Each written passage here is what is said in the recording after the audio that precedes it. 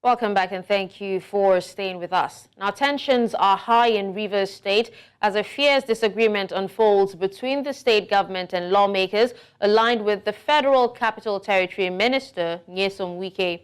At the heart of the dispute is an executive order issued by Governor Siminalayi Fubara relocating the State House of Assembly to the auditorium of the administrative block of the Government House in Port Harcourt. Now, this order, codenamed Executive Order of the Rivers State Government 001-2023, has ignited a firestorm of controversy.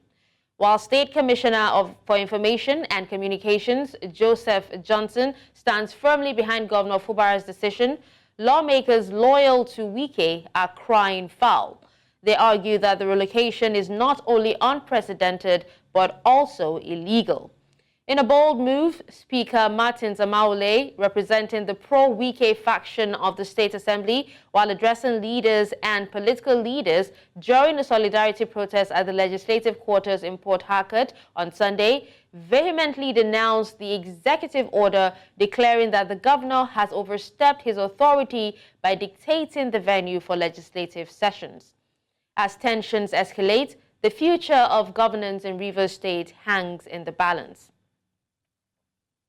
Now, joining me on the news is Femi Amele, political analyst. Hello, Femi. Thank you so much for joining me at this time. Many thanks for having me on this very morning. Good morning to you.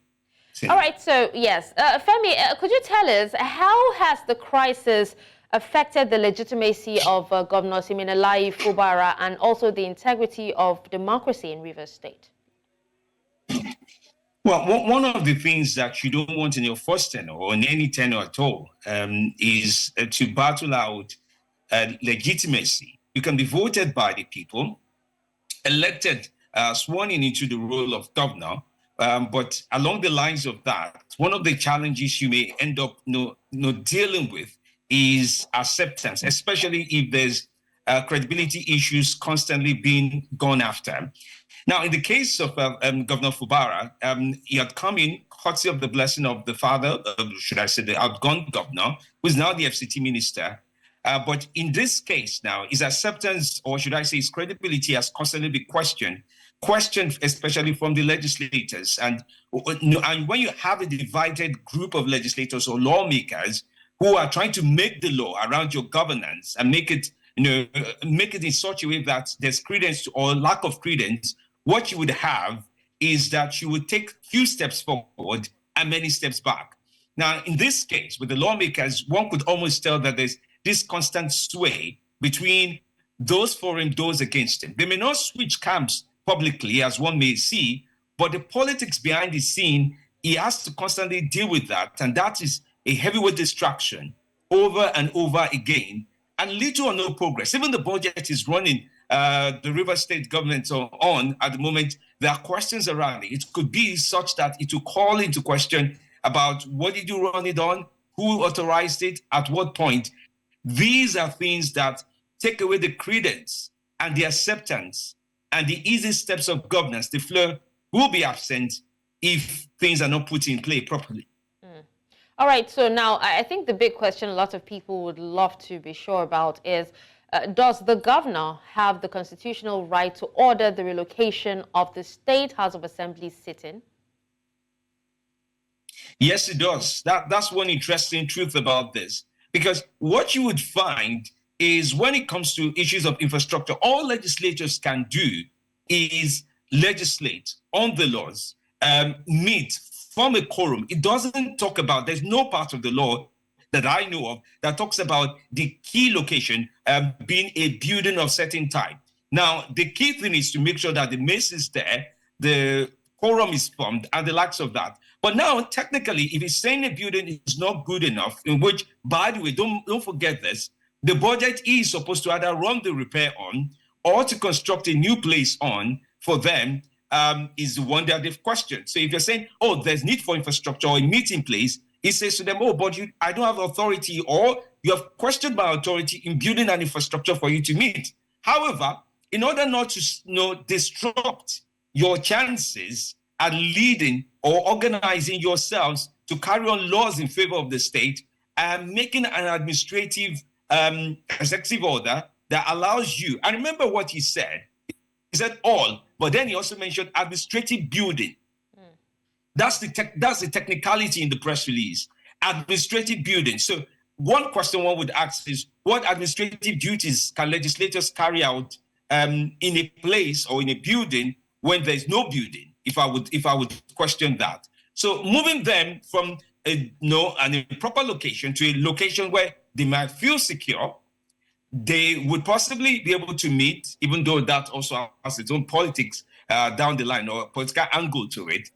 It doesn't take away the fact that he's clever about it and it's within his means to move them.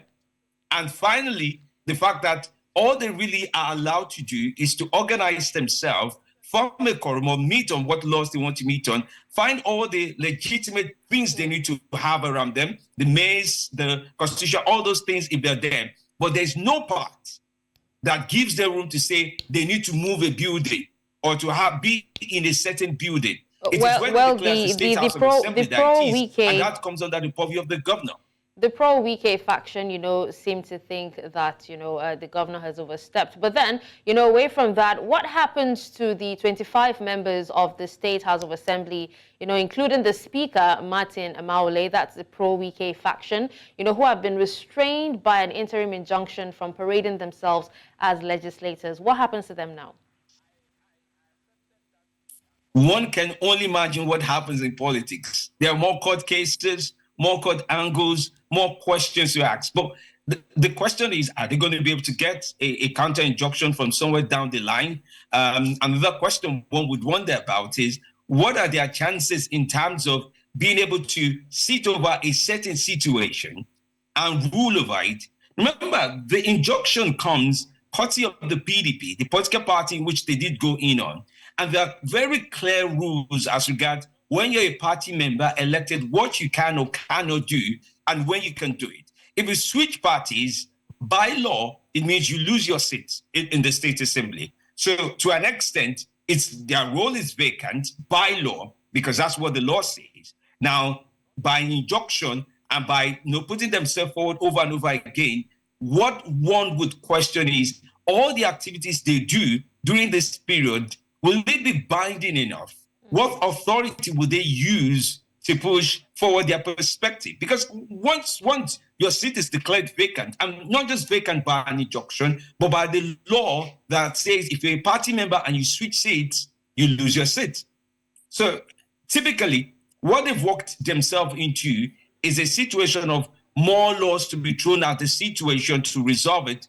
But I really doubt if anything they do, or they can make a lot of political moves. It doesn't mean they will not be able to bite politically. They can be strong, they can be furious, they can be very outspoken and in the face of a lot of people. However, down the line, whatever they rule on, will it be binding enough on the governor? Will it even be considered in the state? But one thing they actually seem to forget is the fact that, it's not all about them. You still have the Port Harcourt citizens, indigents to actually, worry about, and, they're clamoring for good governance. So do you think that the ongoing impasse between the current governor and his predecessor, is affecting the governance and administration of Rivers State? Or would you say that so far so good, the Rivers State governor is despite everything happening, despite the crisis, he's actually doing a good job at, managing the affairs? You can't do a good job when you're in a chaotic room. That's the outright truth. There's only a measure of the goodness that you can show. If you launch a building, you cut ribbons, or you do an ongoing project, or you sit and make certain kind of speeches, if that's good enough by the people in Rivers, that's good enough. But then you would want to wonder about what happens to things like projects they want to do. What happens to, apart from all the appointees and the likes of that, what happens to day-to-day allocations? What happens to things that it would need to pass through Rivers State Assembly? Would it, in the process of saying, because there's chaos, it will circumvent, I beg to say Rivers Assembly, not National Assembly, would it circumvent the Rivers Assembly and go ahead? And if it does that, that puts him in with the elements of having an autocratic system running in his head. So the people definitely are feeling this. They may not feel it day to day immediately, but I tell you, one of the biggest things about governance is if you make a move in 3 months, if you make a move 3 months ago, it's likely now that you would feel it. If you make a move 6 months ago, it's likely now that you feel it. So every time there's drama and every time there's an impasse for 2 weeks, 3 weeks, you would feel the impact in some parts of the state for the people immediately, but some impacts are long-term. So things are definitely not healthy. Not healthy at all. Thank you so much, Femi, for joining us and speaking to us on this. We appreciate you for your time.